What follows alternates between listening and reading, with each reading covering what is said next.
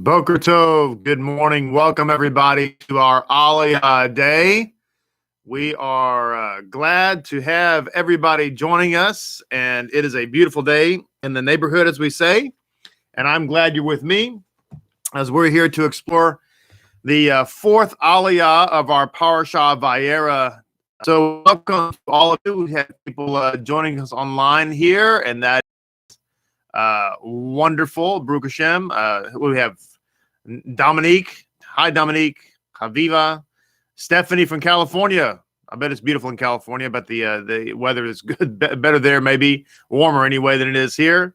Hi, Timothy and Yosef and Shoshana and Yiska, Keela. Wow, look at all these people jumping online. It's wonderful. Of course, our faithful Buckthorn Studios there. Glad that you're with us this morning watching from across the fruited plain. And Diane from Portland, Oregon. Welcome, Diane. It is a joy and wonderful blessing to have you with us, Baruch Hashem. Boker Tov. Many people will be joining us as time goes on here. Please be a really wonderful opportunity for you to share, and I would say connect with people who are maybe interested in being on this program along with all of you. Keturah is here. Hi, Keturah. Shara Berry. Welcome, Shara. Glad you're here. Elva, Nickel. Glad you're here. Look at all these wonderful people. It's a joy to see everybody. Baruch Hashem. It's like having a giant class for those from all over the world. We are on page 89 of the Art Scroll Chumash. Hey, Shimon. Shimon Bauer there in Tulsa, Oklahoma. This is wonderful to have our Lapidniks in Tulsa on Baruch Hashem. Where are we? Chapter 19 of the book of Breshit. The fourth Aliyah begins in the 21st verse. Rachel and Shoshana Timan are watching, and John from I keep wanting to say Israel, India. Baruch Hashem. Hallelujah. Chapter, what are we? 19, verse 21. Let's read, because there's a lot to share today. We want to get right to it. And welcome for all of you who are jumping on here. It's such a joy to have you. It says, and he replied to him, behold, I have granted you consideration even regarding this. This is talking about the angel. He's talking about Lot going to the town or the places are where he wants to hide out. Ends up in a cave, but in any case, he's granting his wish. He said, hurry, flee there, for I cannot do a thing in fire to rain down upon Sodom and Gemorah from Adonai out of heaven. He overturned these cities and the entire plain with all the inhabitants of the cities and the vegetation of the soil. His wife peered behind him, and she became a pillar of salt. Abraham arose early in the morning to the place where he had stood before Adonai, and he gazed down upon Sodom and Gomorrah and the entire surface of the land of the plain, and saw, and behold, the smoke of the earth rose like the smoke of a kiln. And so it was, when God destroyed the cities of the plain, that God remembered Abraham. So he sent Lot from the midst of the upheaval when he overturned the cities in which Lot had lived.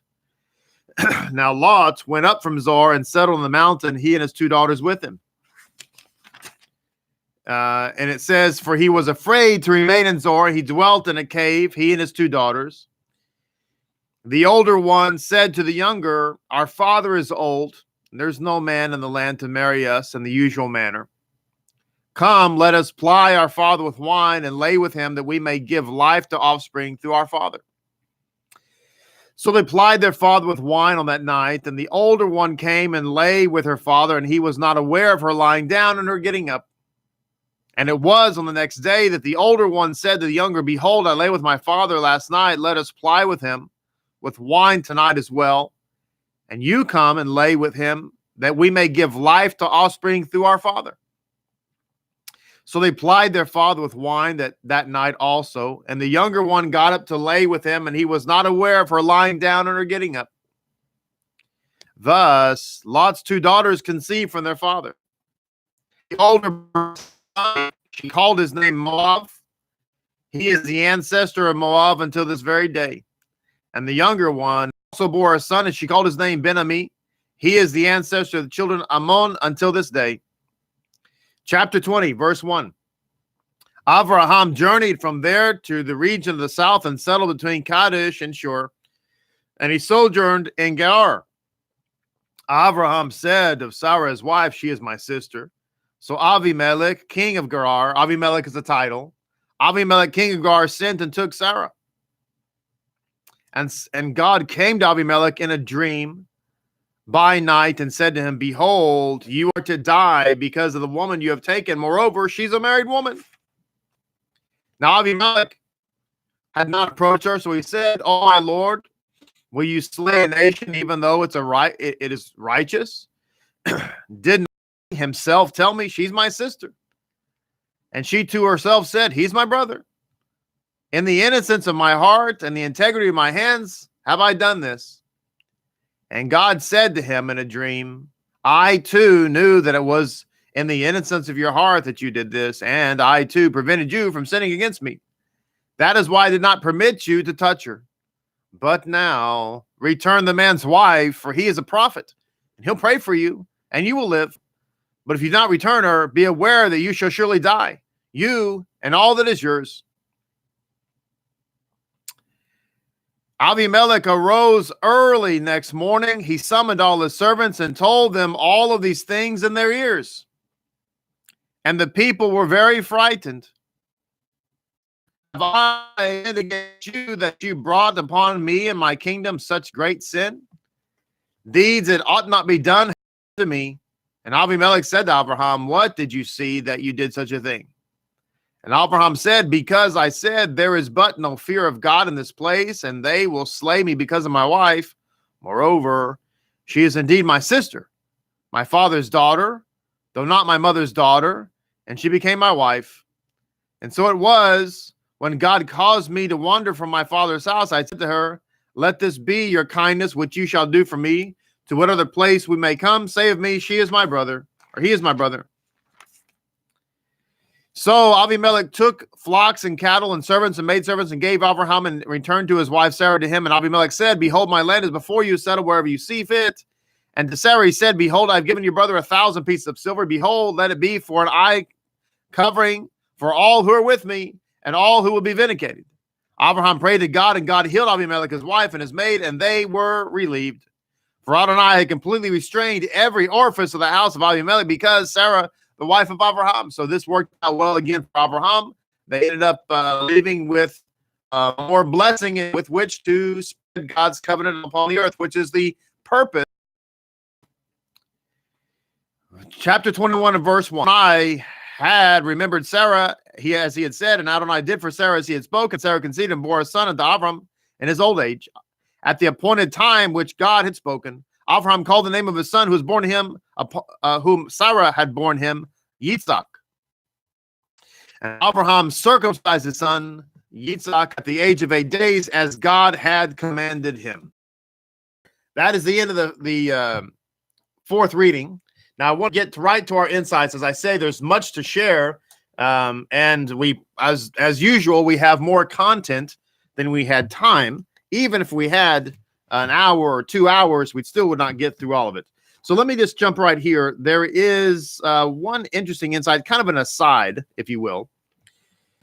There was a rabbi, an Orthodox rabbi, who many people have watched, and very zealous person, like his teachings for the most part, but he tends to be very, very strict, very, very stringent. And one time, a situation in which a fire has taken place, if a fire has started in our home in Shabbat, he was teaching that we are not allowed to put it out, which of course is ridiculous on a lot of different levels. And I appreciate his zeal, but sometimes we can get lost in our zeal. That is entirely possible. But there's an interesting insight here from the Rabbi Monk's commentary where it talks about remove from the place. This is verse 12 to chapter 19, where it says, the angels, the men said to Lot, who else do you have here? A son-in-law, your sons, your daughters, all that you have in the city, remove from the place. So it says here, remove from the place. The Midrash elaborates, one should save from fire on the Sabbath day, the case a holy book along with the holy book, the case holy tefillin along with the tefillin. This is from Shabbos 116b. They are the righteous, and happy are those who cling to them. God had in fact remembered Abraham and caused Lot to escape from the midst of the destruction by saving also from the fire Abraham's relatives found with him. This is from Midrash Tanchuma. Now, I just wanted to point that out because a few months ago, people asked me directly about that particular insight, which is good that they should ask, because you should, well, on halakhic questions, you should always ask your rabbi. And so if a fire starts in your house on Shabbat, inside your house is a holy book, and at least one should be. Inside your house is probably a set of tefillin. Not allowed to let those burn up, so you put the fire out. Now, I want to share some insights here from here's back on something I was sharing yesterday. About why Sodom and Gomorrah were destroyed. Why was Sodom and Gomorrah destroyed? What was going on in that time frame? And I said yesterday that many people, when they think about Sodom and Gomorrah, they instantly think about homosexuality. And they might say, well, we see what's going on in our present country, and it's like Sodom and Gomorrah, and so on and so forth. And while it's true that homosexuality was a big problem, that was really only a significant symptom of the problem. It's like saying, to deal with that. So it says here about Lot's wife. So she looked back behind her. And the issue with Sodom was greed. It was stinginess. Okay, which is very important, I think, in this present time. And the reason I want to bring this up, because I want to relate it back and contrast it with Abraham. Abraham was, number one, he was the first one to really give the tithe, 10% of his earnings, position to tithing. It used to not be that way. It used to be where it was just a given, no pun intended. And today there's a lot of opposition. Why? Greed. That is the root of it. Just like I said yesterday, when people, you don't want to be called a Jew, what's the root of that? Call me Israel. I don't want to be called a Jew. I want you to think about it. People out there, and they like to say we're Israel. We're the 10 tribes of the northern kingdom. Don't call us Jews. Isn't it interesting that the northern kingdom of Israel became the northern kingdom of Israel out of a spirit of rebellion? Number one, rebellion to whom? Spirit of rebellion. A spirit of rebellion. What? A spirit of rebellion to the king in Judah. Okay. Number one. Number two, as a result of that rebellion, the northern kingdom, it was entirely and thoroughly pagan. They developed their own temple. They developed their own gods. They developed their own altar. It was completely and utterly outside the covenant of Abraham, the covenant of Hashem. Completely, utterly. That's why it was destroyed first. Okay? Therefore, isn't it remarkable that you have people today who claim to know Yeshua? They claim to want to follow the Torah. They claim to love the God of Abraham, Isaac, and Jacob, but they insist on being named after the northern kingdom. Now, don't misunderstand what I'm saying. I'm not intending to malign the name or the term Israel, because Israel, Hebrew, and Jew are all used interchangeably. I'm here talking about a errant Gentile-based theology based upon a historical period in time in which they do not want to be called Jews. They want to be called Israel, after the 10 tribes of the northern kingdom, which was a kingdom founded on be steeped in paganism. I may be the first person ever to bring that out. I don't know. I've never heard anybody mention it before, but I'm not a genius. I just think that we need to look at the spiritual root of these kind of things. And what is the Hebrew roots movement known for? Rebellion. To what? Authority. To what authority specifically? The authority of the sages. It's every man for himself. Judaism is like a ship, and the Hebrew roots movement is like abandoning the ship. And so, brings me back to the topic. Apparently, there's a few people having internet issues. I don't know what the deal is with that. But if you're having internet issues, I apologize. I don't know if it's on this end or that end, or who knows. But please understand, we do have the, what do you call it? We have the podcast. So you can always go and listen to the audio on the podcast in case you are, for some reason, missing bits and pieces. And I apologize. This technology, what can you do? So today, there are people who are against tithing. Okay. So I think this is a very important issue, because if we are stingy, the Yeshua taught it's very, very, very bad. Okay. Stinginess is not just limited to your money. It affects your entire essence. And as we see here, it was the root problem of Sodom and Gomorrah. And today, you have more and more people who are against tithing. And so you have to ask yourself, what is the root of that issue? And so we have Lot. Lot's wife, she became stingy. The problem with Lot's wife is she became stingy. When you hang around angry people, you become angry. When you hang around stingy people, you become stingy. Lot's wife had become stingy. Why did she turn into a pillar of salt? Ma'am Loez brings down, when Lot had asked for a little salt for the guests, honey, can you bring some salt for our guests? Salt was a commodity. Salt was kind of a precious thing.